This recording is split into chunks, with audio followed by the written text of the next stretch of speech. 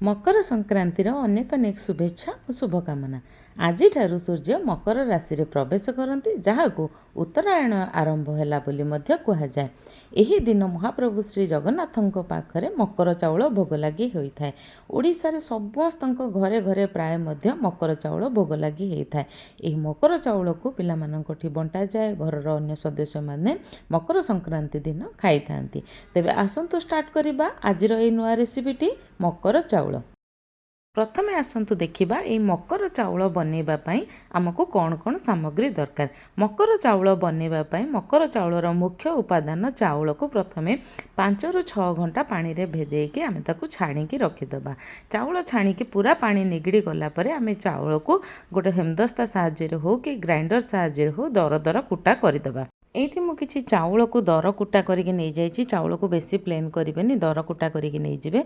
तबरे डाळिंब को किछि छड़े के नहीं जाइछि। किछि एप्पल को छोट छोट खंड करी काटी के नहीं जाइछि। एठी किछि कदली, छेना, किछि ड्राई फ्रूट्स, किछि नडिया को मु करके नहीं जाइछि। ता सहित पकेबा पई किछि खीर, किछि गुड़। मकर चाउल रे आउ टिके बास्ना आनिबा पई आमे सेतरे किछि मरीच को गुंड करके दे दबा, किछि गुजराती आउ छोट अदा खंडे करके दे दबा। चलंतु एबे मकर चाउल स्टार्ट करिबा। ए तो मु एठी भोग पई बनौछि। तो प्रथमे गोटे पितल बासन नहीं जाइछि। जो कुटा हेई रखा हेतिबा चाउल को प्रथमे दे दबा। फाळे नडिया को मु एठी करके नहीं जाइछि।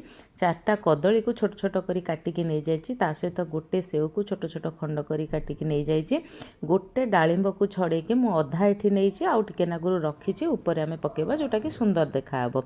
आउ एठी किछि मु छड़े के नहीं जाइछि खजुरी। आउ ड्राई फ्रूट्स रे मु नैछि काजू किशमिश। आपण आपनक हिसाब रे जहां भी आपण पाखरे अवेलेबल थिबो आपण नै पारंती, स्किप मध्य करि पारंती। तापर मु एठी किछि नै जाइछि छेना, किछि अदा, किछि गोलमरिच, किछि गुजराती गुंड, मिठा करिया पई गुड़। एठी आपण गुड़ बदल रे चाहिए मिश्री किंबा चीनी मध्य नै पारंती। एबे आमे पंचामृत जोटा कि हला क्षीर, दही, घी, महू सबुथिरु टिके टिके पकेई दबा। एबे आमे सेथिरे टिके खाइबा कर्पूर जोटा कि अति टिके नागुरु आपण माने देखि परथि वीडियो रे हाथ रे एकदम टिके नागुरु, बेसी जमा भी पकेइबेनी, पिता हेइ जिवो, बहुत कड़ा हेइ जिवो, जमा भी भोग भलो लागिबनी। लास्ट को टिके नागुरु भजा जाइथिबा धळा राशि को मु एठी पकेइछि। आपण चाहिए पकेइ भी पारंती, न पकेइ भी पारंती। धळा राशिटा पकेइले टिके पाटी को लागे।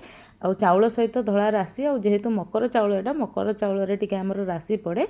तो सबुतक पकेइके भलो भाबरे हाथ रे हो कि डंकी साहाय्य रे हो भलो भाबरे गोळेइ देबे। एइठी हमर प्रस्तुत हेइ जाइछि मकर संक्रांति स्पेशल मकर चाउल।